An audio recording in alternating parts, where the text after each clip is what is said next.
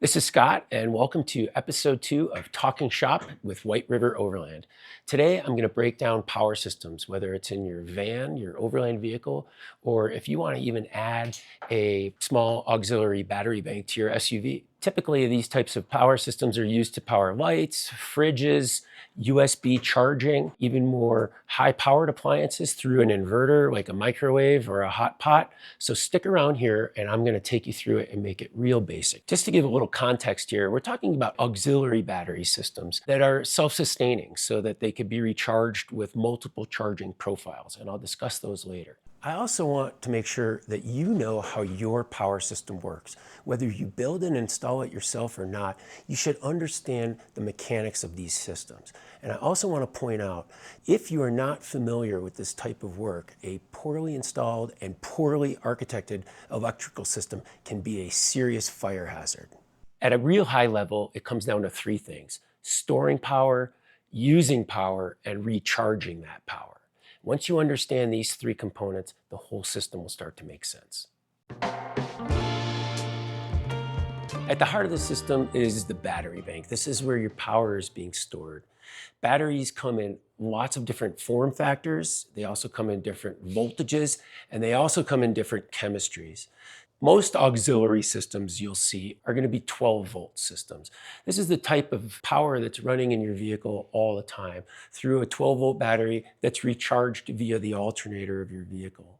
We're going to do essentially the same thing, but we're going to use a different type of battery, one that's not designed to start a car, but one that's designed to store more power. So a question I get a lot is, well, how many batteries do I need?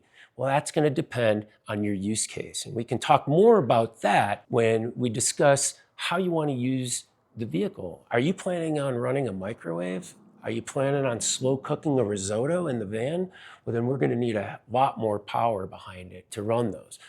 Are you more of a minimalist where you want just some LED lights? You want to be able to charge your phone and occasionally charge a laptop or run a hot water boiler in the morning? Those are going to depend on how big of a storage capacity we need. These batteries come in anywhere from 100 amp hours all the way up to this new form factor, which is 270 amp hours.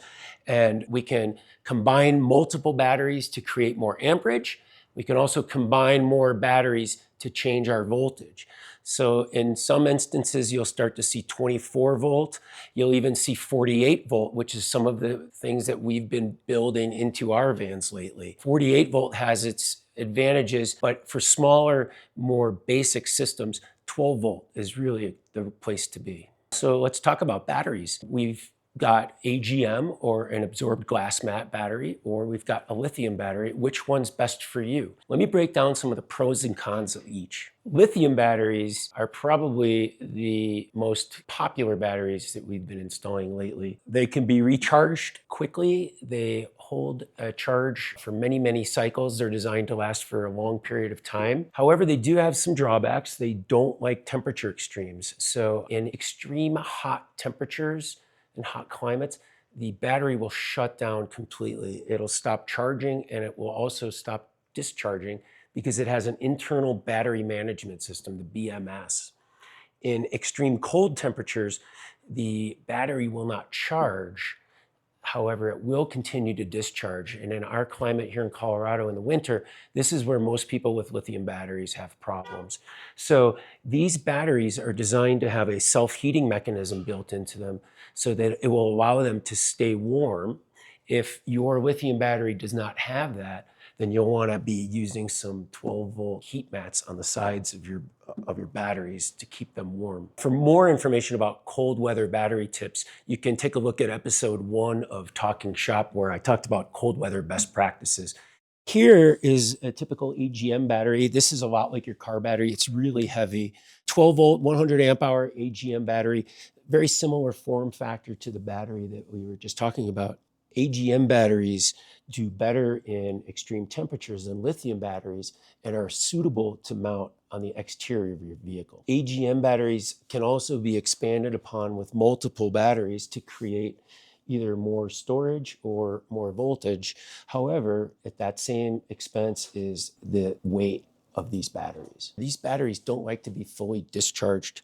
They won't hold a charge anymore, and that's why we're replacing this one, is it had been discharged over the winter, and it will charge up to 13 volts, but as soon as it's under load, it discharges down to 11 volts.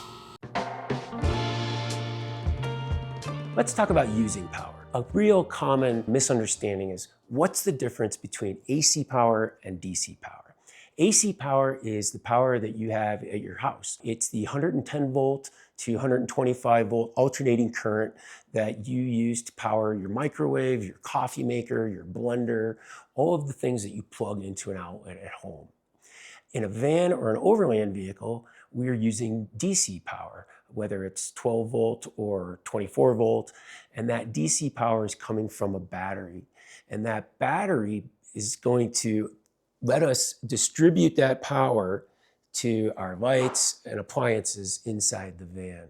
Now, the trick is, what if we want to use the AC appliances inside of our van? Well, then we have to take the DC power, the battery bank, and invert it to 120 volt.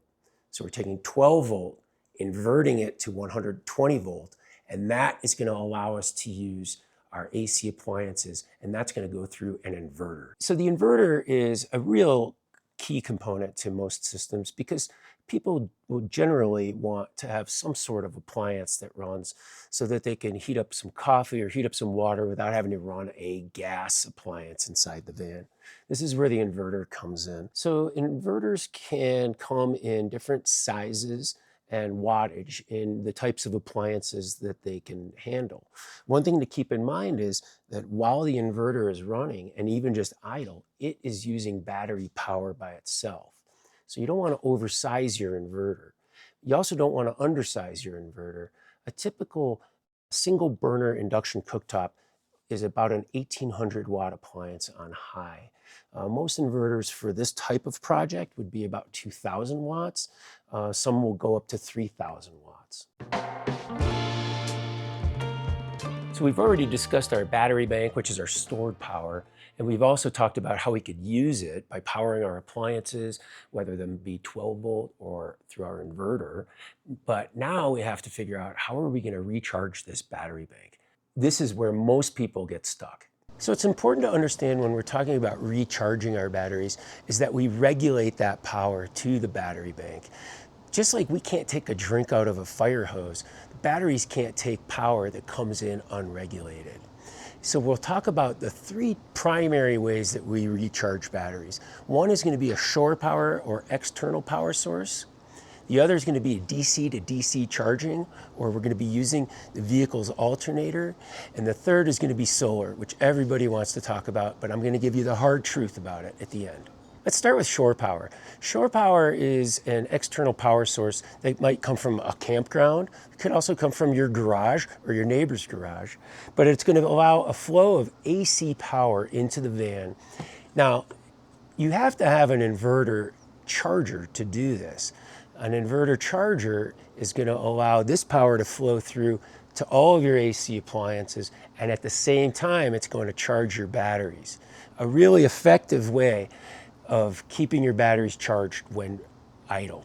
So a big benefit of having a shore power connection is, with the right inverter charger, this will allow AC power to not only flow through to all of your appliances and outlets, it'll also charge your batteries simultaneously. And this is a great way to keep your batteries maintained in the off season when you're not using your van.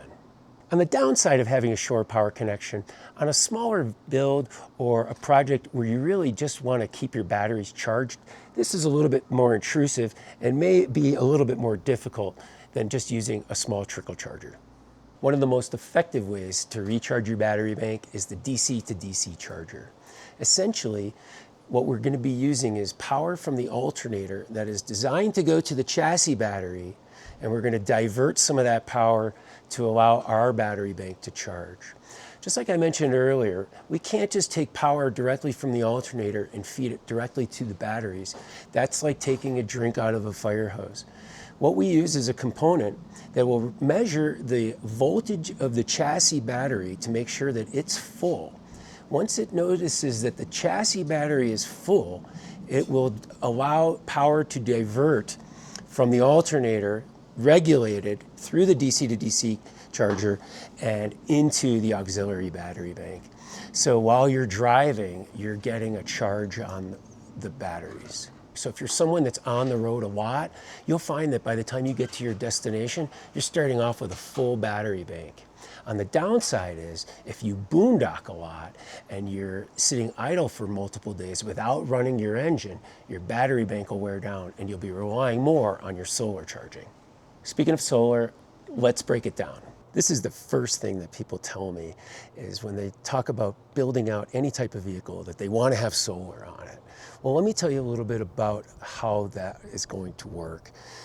Solar is a great way of maintaining a battery, and it can be very effective if you understand its limitations. Now, I want you to understand, I am a huge proponent of the technology, and I'm not saying anything negative about solar and alternative energies. However, in this case, we can only rely so much on the solar. Now, here in Colorado, we get a lot of sunshine, and we can get a strong charge from solar. However, at night, in the winter, in storm, in shade, we lose that ability to recharge those batteries from the solar. Also, solar charging is a slow charging process. So if we use a lot of our battery at dinner, we don't get to recharge it until morning when the sun comes up. We most likely won't fully recharge that battery bank just from the solar alone. It does have its limitations. Solar is an important part of any type of project, and I would recommend it for even the smallest of builds, but it can't be your only source of recharging or you'll be disappointed and in the dark. Thank you for joining us for this second edition of Talking Shop with White River Overland. I hope you found this episode to be easy to understand and follow.